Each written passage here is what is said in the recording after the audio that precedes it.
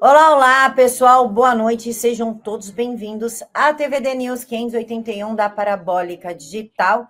E nesta maravilhosa quarta-feira eu tenho o prazer de receber o vereador de Santo André, William Lago. Ele que está aí abalando as estruturas da Câmara dos Vereadores e ganhando alguns hates de alguns vereadores de esquerda para nossa alegria. Boa noite, vereador. Boa noite, Camila. Uma honra estar aqui conversando com você. Olha, você é uma pessoa que me foi recomendada com muitos elogios pela sua batalha em defesa daquilo que é justo, daquilo que é certo, e fiquei honrado de receber o seu convite de fazer essa conversa com você. A honra é toda nossa, vereador. O nosso querido Márcio Scansani, já conhecido aqui no canal, fez boas recomendações e referências, principalmente da luta do senhor pela educação, que nos é muito importante, assim como eu sou mãe, centenas de telespectadoras também são, que estão aqui conosco e nos preocupamos muito, inclusive com essa ideologia de gênero que estão tentando enfiar goela abaixo. Vereador, eu gostaria que o senhor começasse se apresentando, falando um pouquinho da sua eleição. O senhor é do PL, do presidente Jair Bolsonaro. Eu gostaria que o senhor contasse um pouquinho. Camila, eu sou advogado de formação, tenho 14 anos de experiência como advogado e já trabalhei para empresas multinacionais, já trabalhei para vários clientes de grandes empresas no Brasil como um todo. E num determinado momento da minha vida eu senti um toque vocacional de ir para a área pública. Muitas vezes as pessoas elas acabam tendo uma frustração profissional e às vezes vão para a política porque se frustraram em outras áreas, né? Sou muito feliz como advogado, com a experiência que eu tive, mas eu, no momento da minha vida, me deparei com a questão vocacional mesmo e fui convidado a ter a experiência no serviço público, a buscar essa questão do serviço público. E a minha vida, a minha experiência de vida, meus objetos de estudo, a minha vida estudantil sempre foi no campo da direita, muito antes de ser moda ser de direita. Porque no passado, quando você falava a palavra conservador, quando você falava ser de direita, parecia que era uma ofensa. A única opção possível que se defendia era ser de esquerda. E eu já me colocava, desde a época da universidade, desde sempre, como alguém que defendia ideias de direita. E aí eu tive algumas oportunidades de poder desenvolver trabalhos no serviço público. Eu cheguei a coordenar um programa habitacional aqui na cidade de Santo André, a convite do prefeito anterior. Foi a minha primeira experiência no serviço público e a gente conseguiu ter um resultado muito exitoso. Depois eu fui convidado para ser diretor de relações institucionais da Secretaria de Governo, entendendo as relações entre as secretarias aqui do município, os programas de governo, e ao final do meu ciclo, no ciclo passado, fui superintendente da empresa municipal de habitação popular aqui de Santo André, que é uma empresa que é uma espécie de CDHU aqui do município, que trabalha para garantir a habitação, direito à moradia para as famílias poderem se estruturar e se constituírem, poder professar sua fé, poder dormir tranquilamente à noite. E aí, essa experiência realmente foi algo para mim muito substancial, tocou minha vida, tudo isso que eu passei foi muito importante, e eu disputei a eleição em 2024 agora, defendendo as pautas da direita, defendendo aquilo que a direita sempre representou, e fui o terceiro mais votado da cidade aqui. Então foi uma eleição muito expressiva, não tinha estrutura gigantesca, como a gente vê muitas pessoas que costumam ter boas votações, fiquei ali na linha de cima dos mais votados da cidade. Então hoje estou muito motivado a ser vereador, com o compromisso de trazer tudo que eu tive de experiência no setor privado, tudo que eu tive de experiência no serviço público, o estudo profundo que eu tenho feito sobre as questões educacionais, sobre as questões, de batalhas culturais que a gente tem no Brasil, e estou dedicando a minha vida, todo o meu tempo, todo o meu esforço para ser o melhor vereador da história da cidade de Santo André, e faço isso com muito respeito ao povo de Santo André e, primeiramente, a Deus que me deu a oportunidade de estar aqui ocupando esse cargo nesse momento. Vereador, o senhor falou em projeto cultural, o senhor tem um PL 01/2025 que proíbe a contratação de shows, artistas e eventos voltados ao público infanto-juvenil que façam apologia ao crime organizado ou ao uso de drogas ilícitas, que é mais ou menos o que faz aquele filho do que é Marcinho VP, se não me engano, Aruan, Uruan, Haruan, qualquer coisa com an no final. Esse projeto está sendo bem visto na cidade?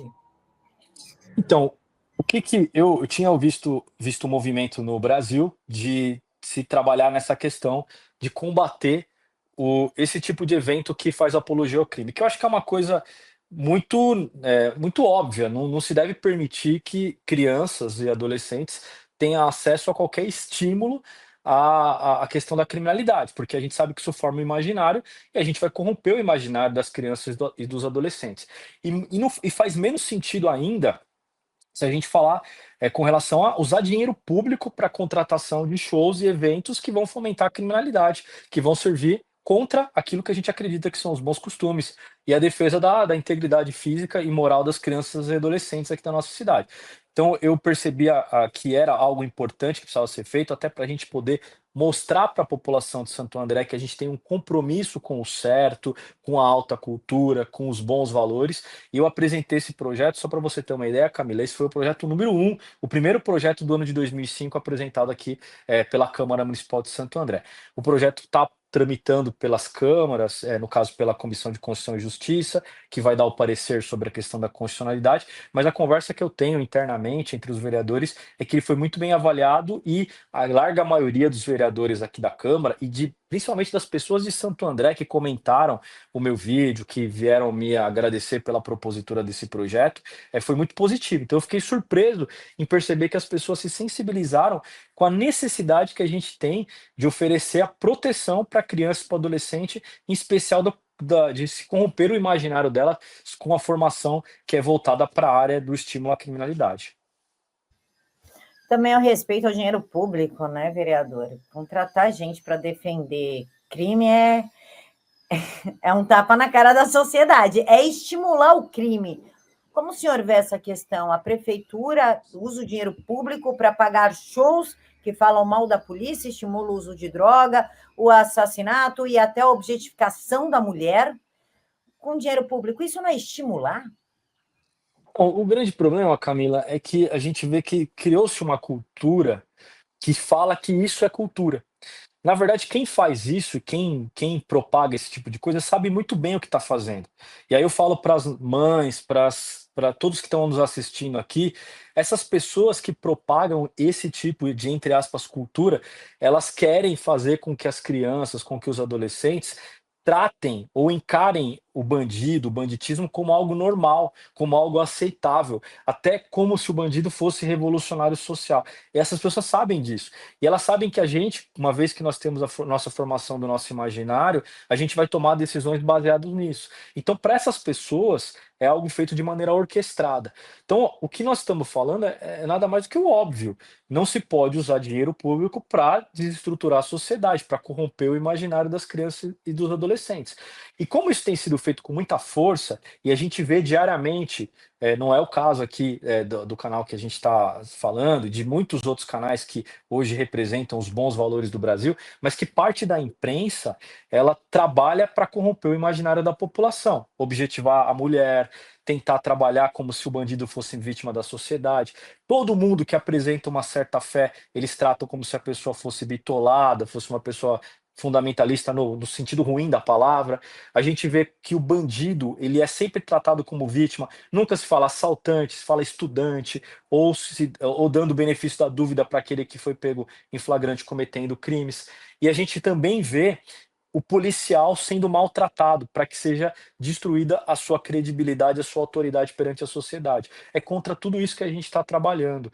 A gente está falando do óbvio, mas do óbvio que é necessário ser protegido. Porque se a gente continuar no caminho que a gente está, nossa sociedade tende a ir para um caminho que não é bom para todos nós. Inclusive, vereador, a mídia ela defende essa perseguição, essa chacota contra os cristãos, né? A gente pode falar o bullying, né? Ela promove esse bullying, chamando de retrógrado, dando um tom muito pesado na palavra conservador, fundamentalista, e o senhor tem um PL, né, 5225, que dispõe sobre a proteção aos dogmas e crenças religiosas para proteger as crenças religiosas e seus símbolos, e estabelece penalidades para quem não respeitar essas proteções. O senhor pode falar um pouquinho sobre esse projeto? Sim. O que que a gente tem visto que tem acontecido, principalmente no período do carnaval? Todo mundo fala de aceitação, todo mundo fala de liberdade, todo mundo defende que todas as pessoas podem fazer o que elas quiserem. Mas certos temas no Brasil hoje são proibidos de falar. Certas críticas que se fazem são proibidas e tentam-se, inclusive, sem amparo na lei, criminalizar certas críticas. Agora, quando a gente fala do cristianismo, que é a base da nossa sociedade, a nossa sociedade ocidental, ela foi construída com pilares e valores cristãos, o direito romano, filosofia grega, mas os valores morais da nossa sociedade construídos baseado no cristianismo, o que que acontece? Tudo se pode, você pode criticar, você pode destruir símbolos. A gente viu recentemente um cara que invadiu uma igreja aí, destruindo imagens da Igreja Católica. Lá em Curitiba, teve um, na época, vereador, que depois se elegeu deputado, ele invadiu, junto com um grupo de pessoas, uma igreja tradicional lá de Curitiba e começou a xingar as senhoras que estavam lá participando da missa. Ou seja, ele praticou o vilipêndio do culto. E, por incrível que pareça, ele foi cassado pela Câmara dos Vereadores e o ministro Barroso anulou o processo de cassação dele, dizendo que aquilo era liberdade de manifestação. A gente tem hoje já uma legislação criminal que pune como crime o vilipêndio ao culto, mas o que a gente quer é que na cidade de Santo André exista penalidades administrativas com aplicação de multas para quem praticar isso aqui dentro da cidade, o que é perfeitamente constitucional e a garantia da defesa da fé. Aí aqui eu não falo só com relação aos dogmas e e os próprios símbolos da fé cristã, também para que todo mundo tenha a liberdade de ter a sua fé protegida. Mas quem é mais atacado hoje no Brasil e a imprensa não gosta de falar, e grande parte da militância esquerdista também não gosta de falar, é de fato o cristianismo. Então a gente está querendo fazer com que esse projeto seja de fato aprovado para proteger a liberdade de fé e punir aqueles que tentarem de toda maneira ridicularizar, depreciar, quebrar ou utilizar dos meios de manifestação para poder vilipendiar a fé das pessoas. Então a gente tem que ter, num país, a liberdade de expressão, mas o respeito à fé de cada um, que é de fato a base da nossa sociedade. Falar em respeito, vereador, a gente também tem que pontuar o respeito às nossas crianças e a proteção delas. E por isso o senhor fez um PL 3525 que determina a proibição de nomeação ou contratação de pessoas condenadas por crimes sexuais contra crianças ou adolescentes para cargos e empregos públicos, o que vai contra a visão dos direitos humanos, já que eles dizem que eles colocam o pedófilo e o abuso sexual infantil tudo no mesmo bolo, misturam tudo, embora sejam diferentes, e falando que é uma doença, ou seja, desensibilizando as pessoas para o fato que um abuso sexual destrói uma pessoa, acaba com a infância, rouba a inocência, traz problemas como lá para frente, depressão, suicídio, uso de drogas, não aceitação corporal, muda a amígdala, muda o córtex pré-frontal, ou seja, causa problemas reais na vítima. Como o senhor está sendo visto por conta desse projeto, ainda mais num local que predominantemente ainda é da esquerda, que é a política? Então, Camila, primeiro eu queria te contar que o meu trabalho de conclusão de curso, a minha monografia da faculdade, foi sobre dano moral na fase da formação da personalidade. Então, foi uma coisa que me tocou naquele momento, meu orientador apoiou que eu fizesse esse tipo de estudo, porque eu ali compreendi que a fase mais importante, e aí eu falo para você não como um especialista da área, do estudo dessa área, mas mais como um atuante da área do direito. Eu percebi que a necessidade, convencido por especialistas, a necessidade de proteger a criança, em especial na sua primeira infância. E o que que a gente vê hoje? Muitas discussões no serviço público. As discussões são sempre no sentido de que certos crimes não são aceitáveis, que a pessoa pratique esse crime e depois ela tenha acesso às carreiras públicas. Eu acho que isso, de fato, faz sentido, é viável. Tende a se querer que as pessoas que estejam nas carreiras públicas tenham uma reputação ilibada. Mas eu acho que se a gente for parar para pensar o que é mais importante numa sociedade, é de fato proteger a integridade física e moral das crianças, principalmente na sua fase da formação da personalidade. Então, eu acho que ninguém se sentiria à vontade ou tranquilo de saber que no serviço público, onde as pessoas têm os salários e os seus rendimentos pagos com o dinheiro que é de todos, tivessem pessoas que foram condenadas pela prática de abuso contra crianças e adolescentes. Então, é uma coisa que é natural que quem quer uma sociedade que seja protegida, a gente proteja o que a gente tem de mais importante. Então, tocado por essa questão, eu propus esse projeto exatamente para que a gente possa fazer essa proteção. O que que eu tenho percebido aqui? Na verdade, a política, na grande maioria, não é que ela seja tomada pela esquerda. Aqui em Santo André, na cidade onde eu estou falando, eh, a a gente tem a ideia de que Santo André sempre foi uma cidade dominada pelo PT e pela esquerda. De fato, politicamente, durante muito tempo foi. Mas Santo André é uma cidade conservadora, porque o povo é conservador, é um povo cristão, um povo que defende valores, defende suas tradições. Só que esse discurso não se converteu na prática na política, porque por alguns motivos, inúmeros aqui que a gente poderia passar horas explicando, mas a esquerda sempre conseguiu ter o espaço político. Hoje, a gente está vendo isso mudar.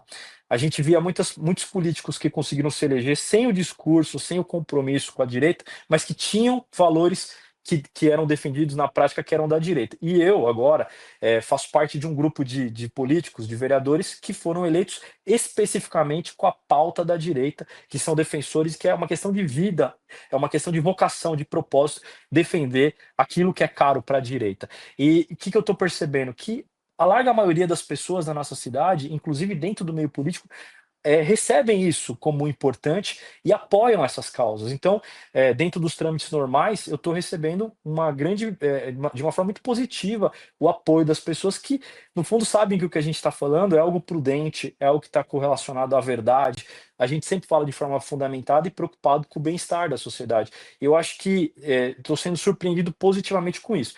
Infelizmente, ou felizmente, a gente percebeu tardiamente que a nossa sociedade estava cooptada estruturalmente pela esquerda. Então tem muitos cargos de Estado, tem muitas carreiras dentro das prefeituras que já são cooptadas por pessoas que são ideologicamente alinhadas à esquerda. Mas felizmente a gente percebeu que isso está acontecendo. E agora a gente está indo para o convencimento, para ajudando a organizar a sociedade, para que a gente possa corrigir esses atrasos que a gente teve. Então, do ponto de vista político, eu estou percebendo grandes oportunidades, mas é preciso, Camila, que a gente tenha também habilidade e prudência para agir, porque se a gente não tiver certos cuidados, a gente vai jogar todo um projeto de vida, todas as pautas importantes para um caminho que não serão aprovados. Então, a gente com prudência tem percebido que a aceitação dentro do meio político é muito positiva e da sociedade com a larga maioria. Então, esse projeto foi muito bem aceito. Vereador, a gente sabe que o Índice de Desenvolvimento Humano, chamado IDH, ele é muito importante dentro das regiões, que fala também, por exemplo, do apoio à população, à sua pauta, porque é uma população mais consciente, porque ela tem um nível de vida melhor, ela acaba se especializando, porque ela tem uma comodidade melhor, uma segurança melhor, até para a compreensão dos fatos.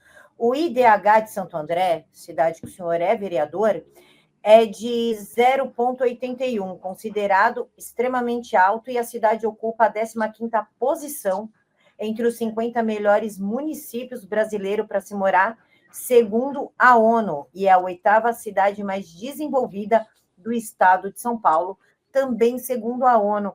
A gente pode correlacionar esse IDH alto, considerado também uma das melhores cidades para estar produzindo, para estar empreendendo, a essa aceitação de uma pauta mais à direita? Eu acredito que sim, porque o que acontece, o povo daqui da cidade de Santo André é um povo muito capacitado, a gente percebe que existe uma qualidade de vida muito alta aqui na nossa região como um todo, São Caetano também tem uma qualidade de vida muito boa, São Bernardo também tem, e a gente percebe que o povo de Santo André é muito qualificado, é um povo muito consciente e tem muita noção do que quer para a vida, dos objetivos, e isso acaba sendo muito positivo. E a gente percebe que também há uma grande quantidade de oportunidades, porque quando a gente consegue reverter isso para a política, de fato, a gente consegue transformar, políticas públicas em realidade.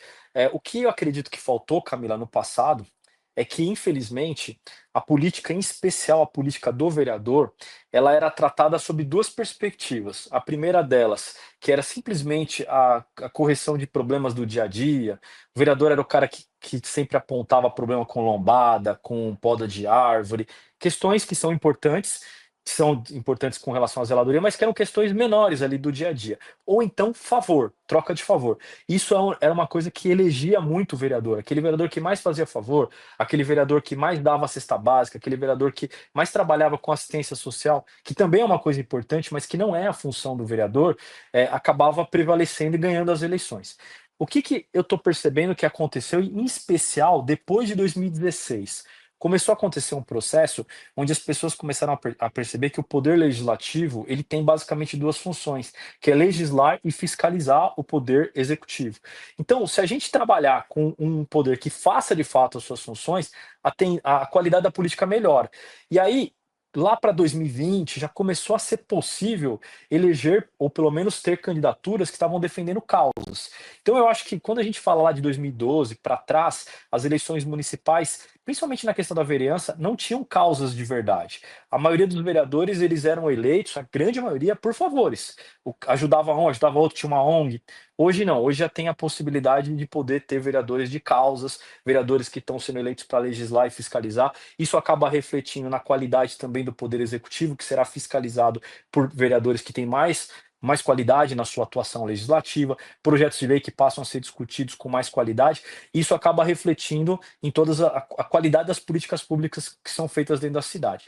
A vantagem de tudo isso é que a população que é qualificada passa a enxergar na política uma política qualificada. É isso que eu estou percebendo nesse processo. Acredito que Santo André está vivendo esse processo de experiência. Até porque, se a gente for parar para pensar, nós tivemos muitos prefeitos do PT aqui na cidade de Santo André que fizeram muito mal para a nossa cidade. Se você olhar para a história de Santo André, apesar dos índices muito positivos, os grandes problemas que a gente tem do crescimento insustentável, quando a gente olha para a questão do endividamento da cidade, que está bastante alto, a questão dos problemas logísticos, da falta de planejamento no trânsito, isso, a desindustrialização da cidade, que nós passamos por um processo muito forte nessa área, tudo isso foi gestado e planejado pelo PT. Então, às vezes, as pessoas acabam não correlacionando os problemas que têm que ser resolvidos hoje com a má administração e essas políticas que foram planejadas para colocar a cidade num patamar ruim. Então, hoje, a gente está convertendo, está começando a converter a qualidade da população, que é muito alta, em qualidade de representação política. E isso, com certeza, vai trazer resultados positivos para a nossa cidade, porque vai fazer com que a gente tenha um debate político que leve às soluções de fato dos nossos problemas, que são importantes. É uma cidade com 748 mil habitantes, então a gente tem inúmeros problemas que precisam ser resolvidos no dia a dia. Apesar dos índices muito positivos que a gente tem aqui na nossa cidade, com o fato da gente conseguir hoje ter uma qualidade na representação política, pessoas que conseguem eleger os seus representantes baseados nas causas, de fato a gente consegue fazer com que as políticas públicas e a discussão do futuro da cidade passe a ser uma discussão mais propositiva do que a gente teve no passado da cidade. Que faz a diferença, que estão mudando a realidade do povo, o povo também teve que ser conscientizado. O senhor sabe como isso aconteceu para que, por exemplo, não votassem, com perdão do trocadilho, mas em troca de picanha? Então, eu acho que as pessoas começaram com as várias eleições, elas começaram a perceber o que estava acontecendo. Então, eu via muito no passado as pessoas dizerem aquilo, não importa quem você votar, vai dar na mesma coisa, todo mundo é corrupto, todo mundo faz mal feito, o cara só quer entrar na política para se arrumar, para se dar bem. E aí, com o tempo, as pessoas começaram a perceber que elas tinham algo a perder. A gente começou a ter alguns movimentos intelectuais que começaram a mostrar o processo que o Brasil estava vivendo. Um deles eu cito o professor Olavo de Carvalho, que fez um trabalho extraordinário no Brasil. Começamos a ter mídias que começaram a apresentar ideias alternativas ao que a mídia tradicional sempre começou a propagar, que era sempre o mesmo discurso, sempre defendendo as mesmas ideias. E acredito que a eleição do Bolsonaro, ela foi uma eleição importante porque mostrou que havia uma alternativa a um pensamento que normalmente era aquele que era propagado. Por exemplo, eu vou falar para você, em 2014, eu já era um ferrenho antipetista. Então eu já entendia dos problemas do PT E também era um ferrenho defensor da política propositiva, era contra essa questão do assistencialismo e já falava isso, inclusive em palestras, em locais que eu tinha a oportunidade de poder falar, explicar para as pessoas. Só que em 2014 a gente acreditava que a opção à direita, ao PT, era o Aécio. E nós fizemos campanha para ele, fizemos de tudo. E acabou não dando certo por inúmeros motivos. Só que a partir daquele processo, e aí com a unificação do Brasil em torno do impeachment da Dilma, e depois a eleição do Bolsonaro, o povo começou a se identificar mais com a política e entender que, de fato, nós tínhamos algo a perder. Existe uma causa que é uma causa diferente daquela que estava sendo defendida pelos políticos antigos. Então, as pessoas começaram a correlacionar com a experiência prática. E acredito que isso começou a transformar. Hoje eu falo para você, Camila, eu converso com as pessoas e eu explico, olha, o vereador pode fazer isso, isso e isso. E eu explico o que o vereador não pode fazer. E por incrível que pareça, a grande maioria das pessoas, elas entendem. Elas falam, não, é verdade. Eu repito isso, falo, ó, a função do vereador não é da cesta básica, é legislar e fiscalizar. Certas cidades a prefeitura já tem assistência social e a gente faz com que trabalha para fiscalizar para que a assistência social do poder executivo funcione. Não adianta eu prometer para você que eu vou resolver algo que é do executivo. O meu trabalho é de fiscalizador, meu trabalho é de discussão de legislação, meu trabalho é de proposição de legislação. E as pessoas estão entendendo. Então eu percebo a boa vontade da população, em especial aqui de Santo André, em querer melhorar a política e querer entender como ela funciona. Então, eu acho que a gente passou por um processo de muita evolução. E aí a gente tem visto também o efeito contrário do outro lado, que é toda a tentativa de cercear a liberdade de discussão, porque eles estão vendo que eles estão perdendo o debate. Haja vista como foi a eleição para os conselhos tutelares e as eleições para vereador, que foi um massacre. A direita ganhou muita força. Eu, por exemplo, sem estrutura, sei lá, 10%, 5% da estrutura da grande maioria dos candidatos, fui o terceiro mais votado da cidade, o que mostra que, de fato, a direita está crescendo. E aqui no ABC, que sempre foi uma região que tradicionalmente foi tratada como uma região que é o berço do sindicalismo. Inclusive, aí aconteceu, para quem não lembra, o caso Celso Daniel, né, vereador? A corrupção do PT, Celso Daniel foi suicidado, não foi isso? Sim, é uma chaga muito pesada que a gente carrega aqui na cidade, né? Um trauma muito grande da cidade de Santo André, que foi onde surgiu o berço do PT. O nosso amigo Silvio Navarro estudou muito profundamente esse caso, ele tem um diagnóstico e conclusões muito precisas sobre isso, mas a gente viu o perfil da forma que se fazia política no passado. E Santo André está se reencontrando com a sua história, tá? Ela passou, né, por esse momento e hoje é uma cidade que voltou a ter orgulho da sua cidade, um povo que tem orgulho das suas raízes e que está resgatando as suas tradições e está se apropriando da cidade, porque o andreense ele tem uma característica, ele é muito orgulhoso da cidade, muito orgulho de viver em Santo André, e a larga maioria do nosso povo não quer mudar de cidade, quer viver aqui. E isso é muito positivo. E tem a ver, nós passamos por uma história triste do passado, em que o PT eh, nos marcou com essa chaga e fez essa atrocidade com o ex-prefeito, e é uma coisa que faz parte da nossa história, mas que a gente tenta partir daí com uma cidade hoje que encontrou um novo caminho para seguir. Por falar em novo caminho, vereador, o senhor tem um slogan muito bom que chama Meus Filhos, Minhas Regras, o que demonstra que o senhor está tentando trazer, voltar àquela educação antiga, onde o professor ensinava, pais educavam. O senhor pode falar um pouquinho sobre esse slogan, o que está acontecendo em Santo André para que isso tenha sido criado? Camila, existe hoje uma discussão que está sendo apresentada no âmbito nacional, que é do Sistema Nacional de Educação, que tem, grosso modo, o objetivo de centralizar as decisões da educação em Brasília. Então, eles criaram todo um sistema que parece que é algo democrático, parece que é algo que tenta propor boas ideias, mas, no fundo, tenta tirar dos municípios e dos estados a capacidade de poder determinar os caminhos que a educação vai seguir. O município, com base na Lei de Diretrizes e Bases da Educação, ele tem uma parte pequena de influência sobre a estrutura educacional, que é chamada parte curricular diversificada, que já é pouco, mas garante uma certa autonomia para os municípios. E, inclusive, esse modelo do Sistema Nacional de Educação tenta reduzir a possibilidade do município poder interferir, fazendo com que as políticas venham direto de Brasília. Na prática, o que vai acontecer? O dinheiro de repasse, por exemplo, do Fundeb, que é o Fundo de Educação, ele vai ser transferido para os municípios desde que o município atenda às diretrizes que forem estabelecidas lá em Brasília. As diretrizes que vão ser estabelecidas serão feitas por um grupo central que vai ter quase nenhuma representação dos municípios e dos estados, e os municípios vão ser obrigados a cumprir. Se não cumprir, podem sofrer retaliação. Escolas privadas vão ter que seguir orientações baseadas nesse grupo pequeno de representantes. E as escolas confessionais praticamente vão ser proibidas de existir a partir do momento que esse sistema for de fato, se for de fato aprovado. E qual que é a nossa preocupação? É que quem tem que determinar o rumo e proteger os filhos e dizer qual que é o modelo de educação que ele quer para os seus filhos são os pais. Ninguém quer melhor o bem do seu próprio filho do que os pais.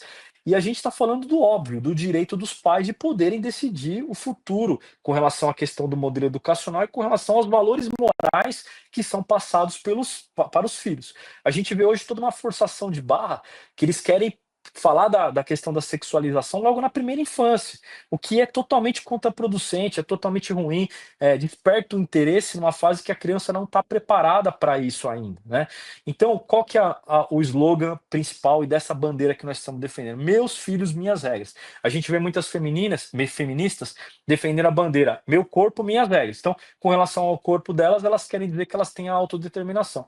Então, nós queremos defender essa bandeira. Os nossos filhos, quem define os rumos somos nós. Nós não vamos abdicar o direito de poder defender o modelo educacional que a gente quer, o tipo de formação moral, intelectual que será passada para os nossos filhos. Então, eu estou iniciando essa bandeira junto com outros representantes de outros municípios, como a gente tem Watanabe em São Bernardo, e em muitos outros locais do Brasil também a gente está fazendo essa campanha. E qual que é a ideia? É de fazer despertar os pais para a consciência de que eles têm que influenciar no modelo educacional e eles têm que se responsabilizar pela educação dos filhos. E eu, como vereador, irei lutar e defender de forma intransigente o direito dos pais de poder exercer essa prerrogativa. A gente tem várias ações, uma delas é conscientizar a nossa cidade do problema que é esse Sistema Nacional de Educação que está para ser aprovado em Brasília. Vamos fazer audiências públicas, inclusive na próxima sexta-feira, agora, 9 horas da manhã, aqui na Câmara Municipal de Santo André, será realizada uma audiência pública para discutir o Sistema Nacional de Educação com especialistas. Em São Bernardo vai acontecer no dia 24. São Paulo, no período da tarde, também acontece na sexta-feira, no dia 25, uma audiência pública. E nós estamos unindo os vereadores e parlamentares que defendem essa mesma pauta em prol da defesa do direito de educar os nossos filhos segundo os nossos valores. E eu, como na condição de vereador, também estou assumindo um compromisso não só de defender o modelo clássico de educação naquilo que é possível fazer nas competências municipais quando formos discutirmos o Plano Municipal de Educação. Sou membro da Comissão de Educação aqui do município de Santo André e também me comprometo a agir de forma fiscalizatória, que é uma das principais funções do vereador, para poder acompanhar se o direito dos pais está sendo respeitado no ensino municipal aqui da nossa cidade. Então, essa campanha é uma campanha que a gente faz de manifestação pública. Nós, quem entra em contato com a gente aqui de Santo André, a gente manda um adesivo com as cores azul e rosa para representar o masculino, o feminino, o símbolo do masculino, o símbolo do feminino, o slogan Meus Filhos, Minhas Regras, mas é um conjunto de ações que a gente vai fazer em defesa do nosso direito de poder educar os filhos segundo os valores morais e os valores intelectuais que a gente acredita que são os melhores. Vereador, eu ia justamente falar a respeito da audiência pública do Plano Nacional de Educação, e entre os temas que serão tratados está a armadilha da educação de qualidade social no PNE. É sempre uma frase muito bonita que a esquerda usa, né? Muito palatável, que esconde coisas ruins. O senhor pode falar o que é essa qualidade social? Eu nunca nem tinha ouvido isso. Então, na verdade, são palavras que eles usam de forma abstrata para não significar nada, que na prática não significam nada. Então, é uma forma de parecer bonito, Porque quando você não tem uma correlação com a experiência real, algo que não tem significado, quer dizer, você pode dizer que é tudo, e se é tudo, não é nada, né. Então pode-se dizer só para você ter uma ideia, Camila, esse modelo do SNE, do Sistema Nacional de Educação, ele foi votado e foi aprovado pela maioria não, pela totalidade dos senadores que votaram esse projeto no Senado, e agora está na Comissão de Educação da Câmara para ser votado. Então, essas palavras elas são feitas para fazer com que quando a gente lê o próprio projeto do Sistema Nacional de Educação, quando você lê, parece algo muito bom, mas não, no fundo, ele não representa nada. E a gente olha para o nosso índice de educação, quando a gente vê pelas avaliações internacionais, nosso país está numa condição precária, uma condição muito ruim, comparado até países que são em situações muito piores do que a gente com relação à questão econômica, com relação aos índices de desenvolvimento humano. Enfim, então o Brasil tem um modelo de educação que é fracassado, não está dando certo. E também é importante que a gente diga que é o seguinte: existem políticas e ideias ideológicas que são colocadas como jabutis dentro desses projetos, quando vão se avaliar as metodologias e aquilo que é exigido da educação, que tem por finalidade ensinar aquilo que a gente não quer que seja ensinado para os nossos filhos. Por exemplo, a questão da ideologia de gênero. Qual pai que quer que o filho tenha confusão mental de ficar na dúvida se ele é homem ou mulher? Isso não é coisa para ser ensinado dentro da escola, porque não tem base científica e não tem base com a realidade. Só que os pais não querem isso, e há uma imposição e uma tentativa de que isso seja colocado sempre nos planos para se empurrar goela abaixo. Se o Sistema Nacional de Educação for aprovado, os municípios passam a não ter mais poder de se insurgir contra isso. A partir do momento em que for determinado isso como diretriz, a escola vai ter que cumprir a cartilha, independente dela ser do âmbito municipal, do âmbito estadual, mas a nossa preocupação é principalmente no âmbito municipal, porque é ali que está o ensino fundamental. Como a gente começou a nossa conversa falando da proteção da primeira infância, ali é o momento mais importante da vida da criança. Então, é ali que a gente tem que olhar com mais cautela, com mais carinho, com mais atenção. Por isso da minha preocupação, claro, pela minha função de vereador, que é no âmbito municipal, mas principalmente porque é a hora mais importante da gente proteger. Então, o que a gente quer é que a educação seja para ensinar português, matemática, geografia e tudo aquilo que deu certo na história da humanidade. E nada daquilo que é experimental, tratando as crianças como se elas fossem laboratório para serem experimentadas. Não, a gente tem que ter muito respeito e essa é a causa da minha vida, defender aquilo que é importante para as nossas crianças e aquilo que os pais desejam que seja defendido. Vereador, o senhor falou que essa frase não quer dizer nada. A esquerda ela tem o propósito de causar uma dissonância cognitiva nas pessoas. Isso é um fato, é tipo direito reprodutivo, que nada mais é do que aborto. É o É. direito de matar uma vida dentro do seu corpo. Dentro dessa palestra também vai ter sobre o socioconstrutivismo e a doutrinação.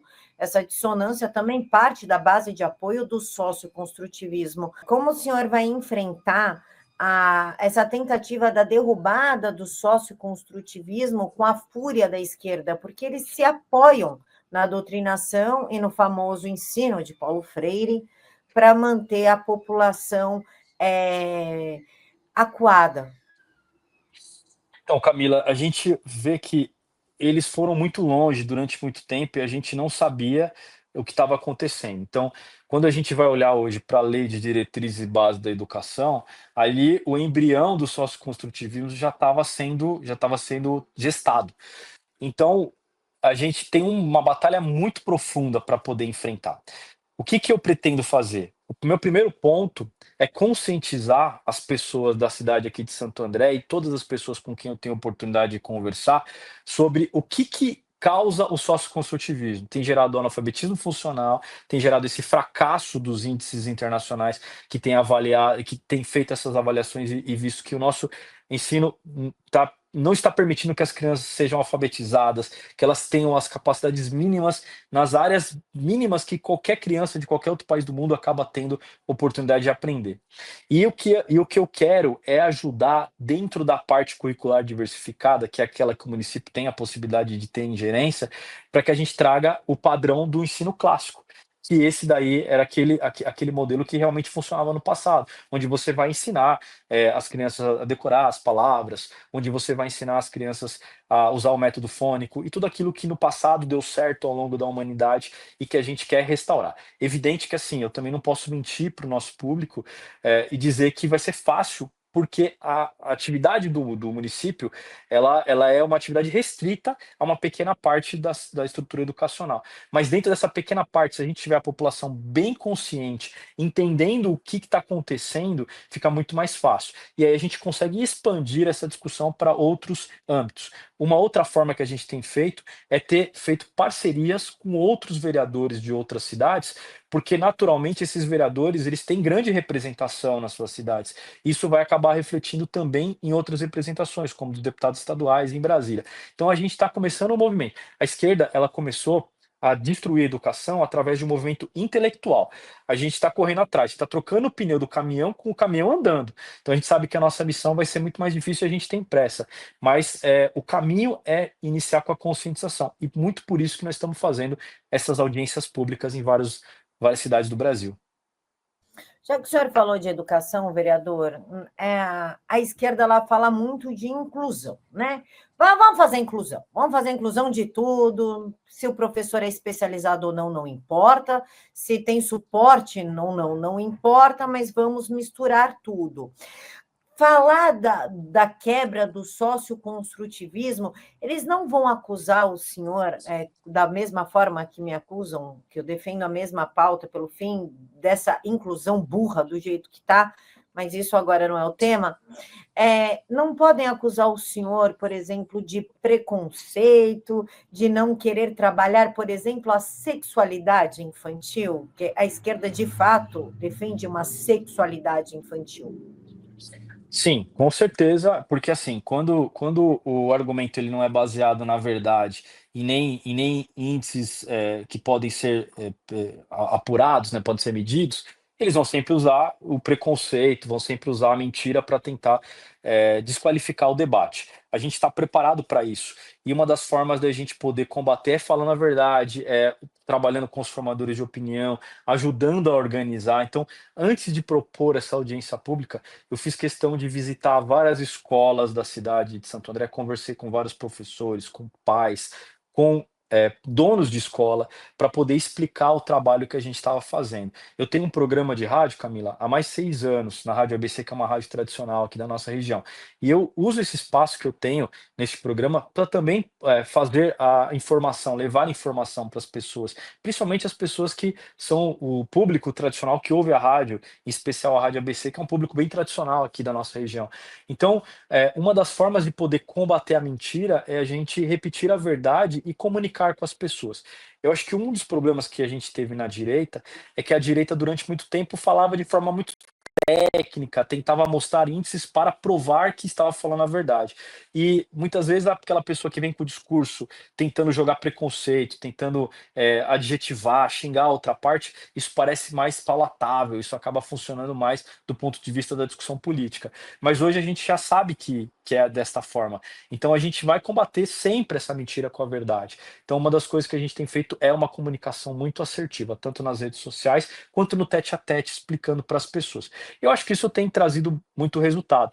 E com a experiência que a gente já teve nessas discussões passadas, a gente percebe que antigamente a esquerda jogava as cascas de banana e a gente caía. Hoje a gente já sabe mais ou menos como é o modus operandi deles e já sabe exatamente como eles vão jogar a casca de banana e a gente vai combater com muita verdade as mentiras que eles vão espalhar. Tudo ismo e fobia. Eu nunca vi tanto ismo e fobia na minha vida. Vereador, o senhor é do PL, parceiro do nosso presidente Bolsonaro, com a Duna, com a visão do Bolsonaro de mundo.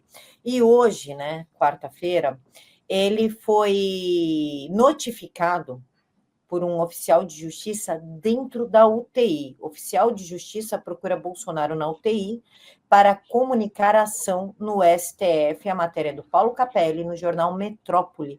Como o senhor vê toda essa perseguição que o Bolsonaro está sofrendo?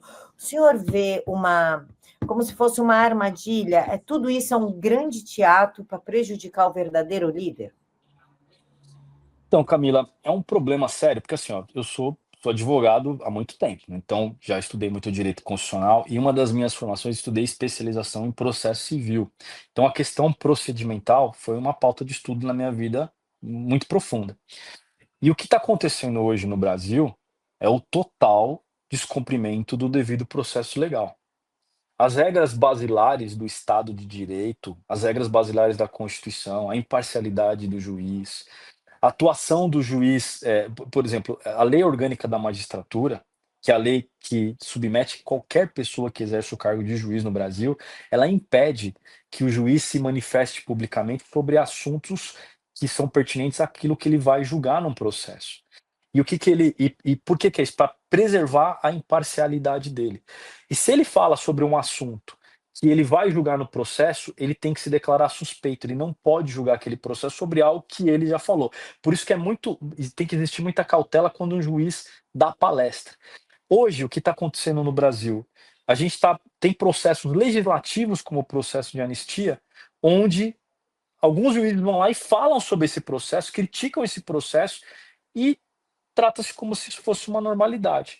Então, o devido processo legal, as regras constitucionais, as regras de competência do judiciário, os direitos de garantias, o acesso ao processo, e direitos básicos, civilizatórios que a gente construiu durante séculos na nossa sociedade, que é o direito de liberdade de expressão, que é o direito de você não ser privado do seu patrimônio sem o devido processo legal, com a devida aplicação da lei, por decisões fundamentadas, com acesso às partes, garantindo a publicidade e acesso aos advogados. Tudo isso está sendo destruído e diluído, infelizmente. Então, o que que eu enxergo hoje? Que o presidente Bolsonaro ele tem uma liderança que, a despeito de toda a destruição que a imprensa tentou praticar contra ele, toda a destruição de reputação, todas as narrativas que foram construídas, ele consegue manter o apoio popular imenso. Então, ele é verdadeiramente um líder popular. E se a imprensa tivesse o tratado apenas com a verdade, eu tenho certeza absoluta que a popularidade dele seria muito maior. Porque hoje parece que interessa muito menos o que é de fato a verdade, muito mais o conceito da pós-verdade, que é a sensação que as pessoas têm das narrativas que são impostas. Então as pessoas perderam a capacidade de olhar para o fato, elas olham para aquilo que elas sentem com relação ao fato e não enxergam mais a realidade. Pessoas que falam de democracia, elas não sabem de fato o que é uma democracia. Pessoas que imaginam que são defensores realmente da democracia, defendem todo tipo de abuso, porque elas acham que há justificativa política para atacar os seus adversários. Eu já falei isso na tribuna aqui da Câmara de Santo André. Só existe democracia quando eu vejo que o meu adversário tem as garantias e os direitos que são estabelecidos na Constituição Federal. O dia que eu ver meu adversário sendo punido sem a aplicação dos direitos e garantias constitucionais, eu tenho que entender que não está vivendo a democracia. E não adianta eu achar que isso não vai acontecer comigo depois. Vai acontecer, porque regime arbitrário e estado de exceção não atinge só um dos lados, ele vai ter sempre a tentativa de avanço do poder. Então, o que eu estou vendo nos dias de hoje, de fato, é uma tentativa de destruir uma liderança política, porque ele não faz parte da estrutura do establishment. Então, eles não querem que o Bolsonaro possa simplesmente existir, não tem o direito, não é nem ser candidato, ele não pode existir. Eles querem destruí-lo de verdade, sem nenhum fato concreto, sem nada que se justifique. E cada vez mais, quanto mais eles tentam fazer isso, mais a população percebe o que de fato está acontecendo. E está vendo os abusos que estão acontecendo no Brasil. Então, eu acredito que não há mal que vá persistir durante todo esse tempo. Então, eu acho que no futuro, e eu espero assim, e tem uma questão de torcida, que todos vão receber a justa paga por tudo aquilo que eles estão fazendo. Então, toda injustiça que foi praticada vai receber a sua justa e adequada punição. Eu acredito que esses dias virão, já estão chegando, mas hoje a gente vê que não há limite para a vontade implacável de destruir a vida do presidente Jair Bolsonaro. Vereador, para a gente finalizar, nós estamos vendo um grupo de jovens gritando sem anistia. Eles nem sabem o que é anistia, quem já foi anistiado, eles não fazem ideia. Mas eles não conseguem ligar o que eles estão vendo com a realidade. Eles ligam o que eles veem, o que falam para eles. A gente pode acreditar essa postura dos jovens que têm, pelo seu histórico, né, serem revolucionários, quererem quebrar o sistema. Todos nós já fomos jovens. A diferença é que nós viemos de uma educação clássica, como o senhor mesmo disse, né, de uma educação mais conservadora. A gente pode acreditar essa postura do jovem atual, dessa que a gente chama de geração Z, a doutrinação sofrida dentro das escolas, que causou essa dissonância, onde estamos em guerra, mas eles veem paz, votam em troco de picanha. A gente pode acreditar isso? Então, eu acredito que sim, porque esse modelo educacional que a gente tem hoje, ele produziu pessoas que falam de palavras, mas não conseguem conectar essas palavras com a realidade. Então, quando essas pessoas falam de democracia, elas não sabem o que que é democracia na prática. E aí elas são muito facilmente manipuladas. Soma-se a isso a uma imprensa que, na grande maioria das vezes, ajuda a formar esse imaginário que está corrompido. Então, essas pessoas não conseguem olhar para a realidade como ela é e elas têm um sentimento ruim sobre algo. Eu acho que o sentimento é o medidor se aquilo é verdade ou não. E também a questão da doutrinação, porque elas ficaram ouvindo repetidamente as mesmas histórias dentro das escolas o tempo todo. Aí foram formados, quando elas assistiam as novelas, quando assistiam a televisão também, foram formadas, o imaginário delas foi formado com base nisso. E o problema também, Camila, é que a gente não sabia que isso estava acontecendo. Então a gente deixou que isso acontecesse. E essa geração Z também é fruto de uma permissão que nós deixamos sem saber o que estava acontecendo. Hoje a gente sabe. Quando a gente explicava isso no passado, as pessoas achavam que era a teoria da conspiração. Então, infelizmente, isso aconteceu.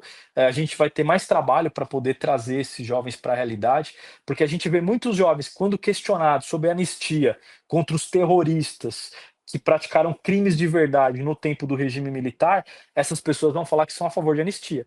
Agora, contra pessoas que não tiveram o devido processo legal, que sequer estão sendo processadas se praticaram crimes pelos crimes que elas poderiam ter praticado, que seria, no caso de quem praticou depredação de patrimônio, responder por depredação de patrimônio, elas não têm capacidade de olhar para a realidade. Por exemplo, você vai falar de um conceito penal, que é do crime impossível. Como que você vai dar golpe de Estado, sendo que o Estado não está lá presente, não está representado pelas suas figuras, pelos agentes de Estado? Então, não, era impossível, o crime seria impossível. É igual você tentar praticar um homicídio contra uma pessoa que já está morta. É impossível, é um crime impossível.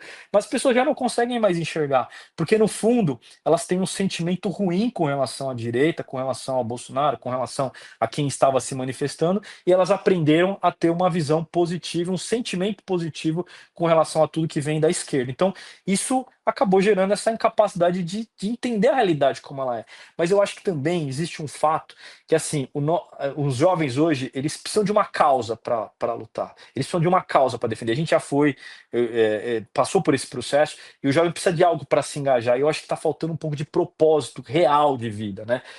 Não sei se é pela falta de espiritualidade, não sei se é pela falta de senso de propósito, ou talvez pela falta de experiência de vida, mas talvez está faltando um pouco disso. Então, se engajar na luta da esquerda, e a esquerda está enganando-os e levando eles a acreditar que eles estão engajados em algo superior, algo bom, talvez faça com que eles percam essa capacidade de olhar para a realidade, e eles abraçam bandeiras que eles sequer sabem o que significa.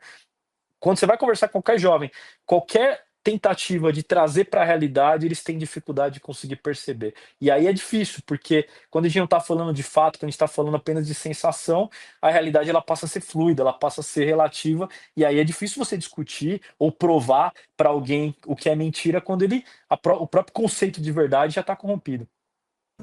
Tá tudo muito fluido nesse país. O conceito de democracia é fluido, o gênero, né, é fluido. É tudo muito fluido nesse país, né, vereador? Uhum, sem dúvida. Vereador, para seguir o senhor, como que a gente faz para estar por dentro das suas pautas, para poder conversar, acompanhar o que está acontecendo? Eu tenho um Instagram, que é todas as minhas redes, elas são @William Lago Oficial. Eu tenho o Facebook, o Instagram, e tenho também um programa na Rádio ABC, todas as quintas-feiras, às 20 horas. Então, os meios de me acompanhar são por essas redes. Também tem o site da Câmara, que é a Câmara Municipal de Santo André, que dá algumas informações de todos os trabalhos da Câmara, mas em especial o meu Facebook e o meu Instagram, a gente transmite todas as informações do nosso mandato, nosso dia a dia. Agora, quem tiver interesse também, a gente, não sei se eu posso passar aqui, posso passar o número do WhatsApp? Mas claro, o senhor que sabe. Tá. Eu tenho um WhatsApp Business, né, que é o nosso WhatsApp aqui do gabinete. Quem quiser também receber informações, só entrar em contato, a gente manda também as informações da nossa atividade aqui, que é o 910299513. Então, redes sociais e o WhatsApp Business aqui do nosso gabinete. Vereador, o DDD. É 11, desculpa. Esqueci que a gente está falando para o Brasil todo. 11. Deixa eu só repetir aqui, ó. É 11 91029 9513. Que é esse aqui que eu coloquei na tela agora. Isso, esse mesmo. Pronto, pessoal, para saber é só entrar em contato via WhatsApp, esse telefone é o WhatsApp do gabinete do vereador. Vereador, eu quero agradecer a participação do senhor, essa disponibilidade de tempo aqui na noite dessa quarta-feira. Camila, agradeço muito. Olha, você é uma pessoa talentosíssima, parabéns pelo seu trabalho, tá? Você é uma pessoa que tem muita clareza do trabalho e a imprensa precisa de pessoas como você. Na verdade, você está prestando um excelente serviço, que o Brasil precisa de pessoas como você. Então, eu que agradeço, tá? Meu trabalho como político é representar o público, mas mais importante do que a política, vem as pessoas que formam de fato a consciência e de maneira comprometida com a verdade. Então, o seu trabalho é essencial. Então, eu que agradeço a oportunidade de estar aqui conversando contigo. Imagina, vereador, agradeço as honras, mas na verdade o Brasil está precisando de políticos como o senhor, e eu espero vê-lo logo mais na Câmara dos Deputados Federais e até no Senado, colocando esse país de volta aos eixos. Quero agradecer a nossa audiência que ficou aqui conosco até agora e desejar uma excelente noite e que Deus abençoe a todos. Tchau.